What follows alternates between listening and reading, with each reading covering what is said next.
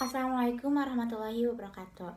Perkenalkan, saya Saskia Praja Gumulya dari kelas 1B dengan NIM 220336 akan mempresentasikan urgensi dan manfaat mahasiswa PIPS dalam mempelajari mata kuliah SHI.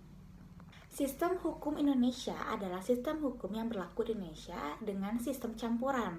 Sebagai negara bekas jajahan Belanda, sistem hukum Indonesia cenderung mengikuti sistem hukum sivil law atau hukum Eropa kontinental. Namun, dalam pembentukan peraturan perundang-undangan di Indonesia, sistem hukum Islam pun turut serta mempengaruhi di dalamnya.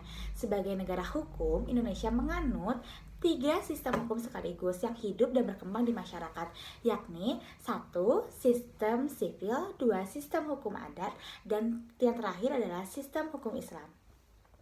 Tujuan hukum dapat bertindak sesuai dengan wewenangnya. Karena itu adalah tujuan hukum.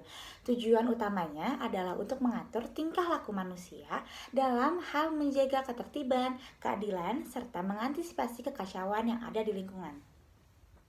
Fungsi hukum antara lain sebagai sarana pengendali sosial, sebuah sistem yang menerapkan aturan-aturan mengenai perilaku yang benar.